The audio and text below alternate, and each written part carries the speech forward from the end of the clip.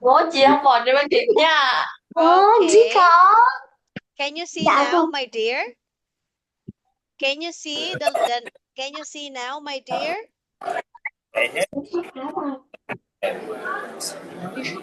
100 to go. Sunny. 100 to go. Okay, for example, they could cook food, but they couldn't store food before, because before 100 years ago, they don't have Would you see my daddy? fridge. Oh, you can't see anything? Can you Show see me now? Okay, sorry. Teacher. Okay. Teacher. See now? Teacher. Hello, Sunny. Teacher. Yes, Sunny. Do you see my daddy? I can see your daddy. Hello, Daddy. Good evening. He's Okay, to Sunny. you. Listen carefully, Sunny dear. Okay. Yes. Before, in the past, they can cook food, but they couldn't store food because before they don't have a fridge. How about Sunny? What do you think they could do? They could. Hello. Yes. They could Yes. do what they could do before. Is a good to do. They could travel, Yes. but they couldn't go far away. They couldn't go far away. How about fog? What they could do? What? What they could do before? What they can do before? Yes. From 100 years old. You live 100 years ago.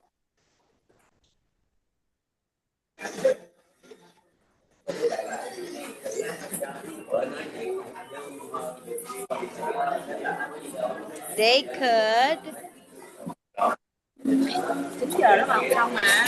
I don't know. Long time ago. They Story. could not. They could work, but they couldn't study. Yes, before in the past, education is too expensive. How about Hannah? What they could do, Hannah? Say mà cô chắc tôi tìm 100 years ago, Hannah. I don't know. Okay. They could travel, but they couldn't go far away. They could give birth, but they couldn't. They couldn't. Oh, no. They can give birth, but they couldn't stop being pregnant because before they don't have a, what is that? For medicine for not being pregnant. So, okay, they could have a lot of babies. Okay, very good. Now, class, I see that you are tired. Do you want to sleep early or have a movie? Have a movie. Okay, let's have a good night's sleep. Sleep early. Okay, you can sleep early now, Sunny, if you want to sleep. No problem, my dear. So we will watch a fairy tale story. Huh? Okay, what story do you like? Xin nhà ơi, chú đi vô thành apostolic.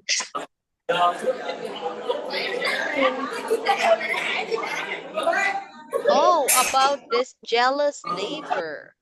The mermaid. Wow. Let's watch this. Oh, No. you don't like this? No. What do you like? Oh, the shark.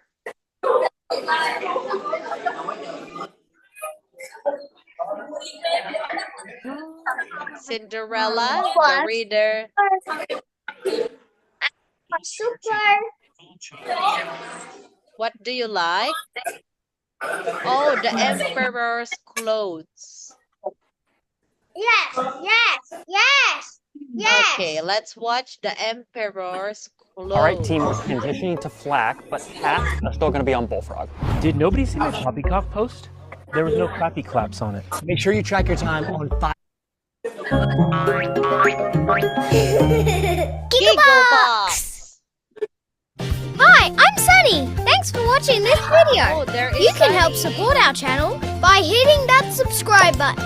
You can also visit our website, gigglebox.tv, to stay up to date with all our videos and cool merchandise. Enjoy the video. Bye.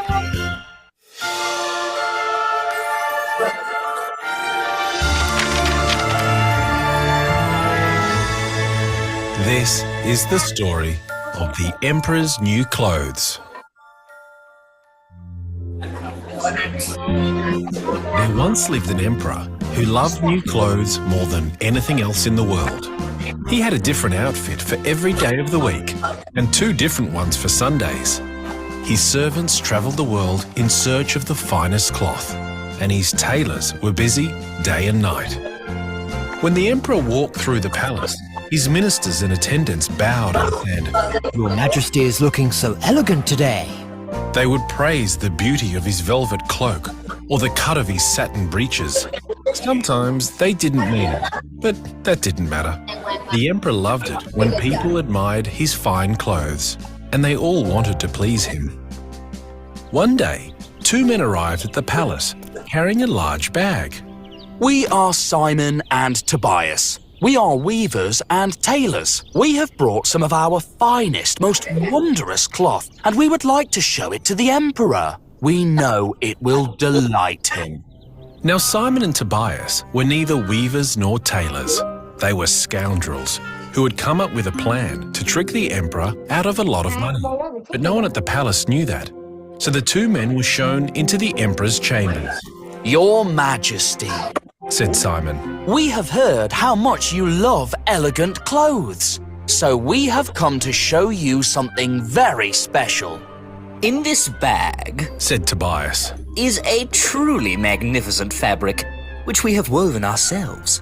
This cloth is woven from thread so light and delicate that it feels almost as if it isn't there.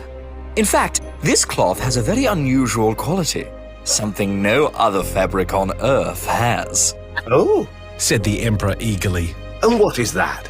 This cloth can only be seen by respected, wise, and capable people. To silly fools and to people who are unfit for their jobs, it is completely invisible. The emperor was fascinated. With clothes made from this cloth, He thought. I will be able to see which of my ministers are wise and which are fools. To Simon and Tobias, he said, Show me this cloth at once. Simon reached into the bag and pulled out nothing. He held his arms out to the emperor. Can you see the beautiful colours?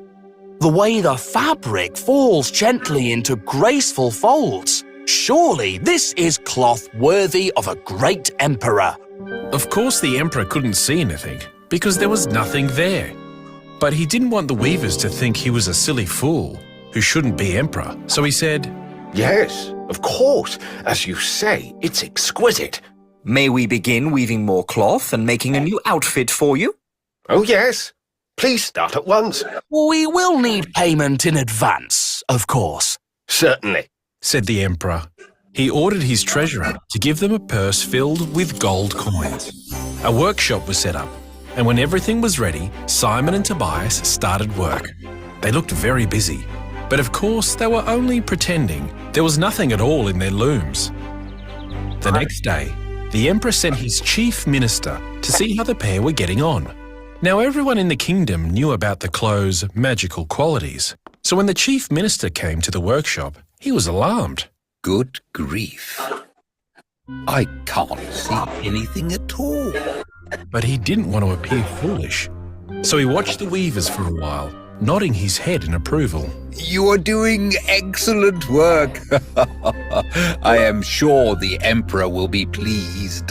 Thank you, said Tobias. Tomorrow we will be ready to measure the Emperor for his new clothes.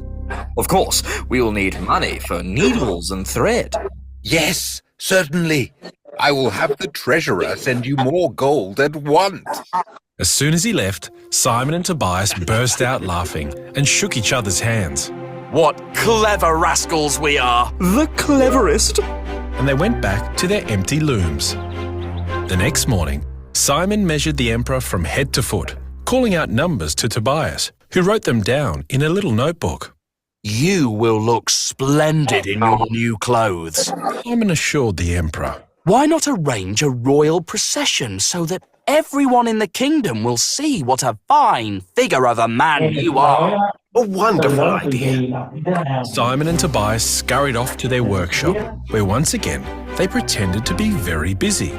Simon pretended to cut the cloth, and Tobias sat sewing the air with a fine needle and no thread. 2 days later, the Emperor visited the workshop. Perhaps now that the clothes were actually being made, he would be able to see them. We have finished the breeches, said Tobias, pretending to hold them up. What does your majesty think?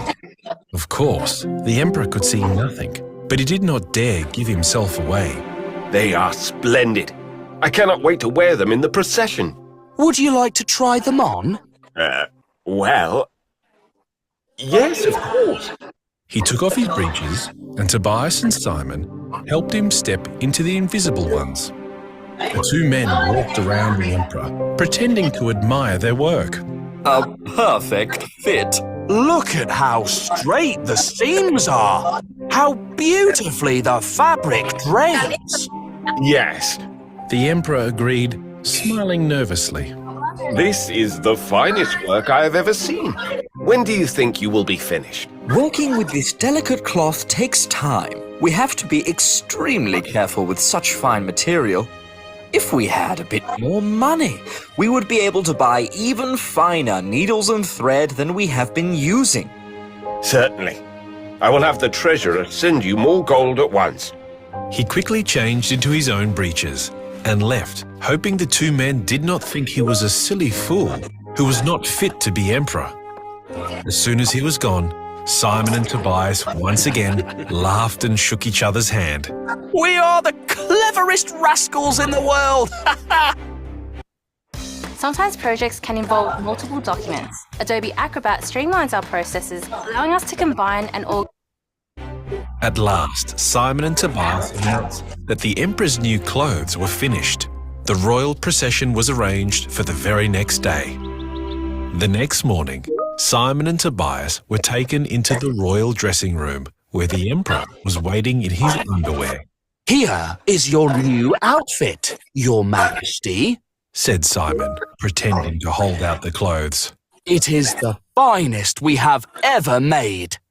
But the emperor could not see any clothes. Now he knew for sure that he must be a silly fool, not fit to be emperor. I must keep this a secret to myself, he thought. Then he said, The outfit is truly magnificent. I cannot wait to show it off. Simon and Tobias helped the emperor into his new clothes. First the breeches, next the tunic. As they continued, naming each piece of clothing until the emperor was fully dressed. The emperor stood before the mirror, turning one way and then another way, pretending to admire himself. Exquisite. extraordinary. The most beautiful clothes I've ever had the pleasure to wear. Thank you, gentlemen. Then, with Simon and Tobias pretending to carry the train of his cloak, he made his way through the palace. As he passed, his courtiers and ministers bowed and whispered words of admiration to one another. They followed him out of the palace, and the royal procession began. The streets were lined with people. Everyone in the city had come to see the emperor in his new clothes. People cheered and clapped, and there were cries of Splendid! Magnificent! Such glorious colours! Such fine stitching! But one little boy, standing with his mother, just pointed and laughed. The Emperor's in his underwear! He hasn't got any clothes on! Oh, what? Bellowed a man standing nearby. Everyone fell silent. The Emperor has no clothes on! The boy said. A murmur ran through the crowd. Then one person repeated what the boy had said, and then another, and soon everyone was saying it over and over. The Emperor has no clothes on! The Emperor has no clothes on! And the emperor, wearing nothing but his underwear and his crown, knew they were right. But he marched on, holding his head high. By the time the procession was over, Simon and Tobias had fled, never to be seen again. But the emperor had learned an important lesson. If I had not been such a show-off with my clothes, I would never have let those scoundrels trick me. I was trying not to look like a fool, but I behaved like the biggest fool of all. Things will be different from now on. Things were different, and the emperor, now much wiser than before, lived happily ever after. The end. Okay, that is the end of our story, class. Let's have reward. Okay. I know you're sleepy now.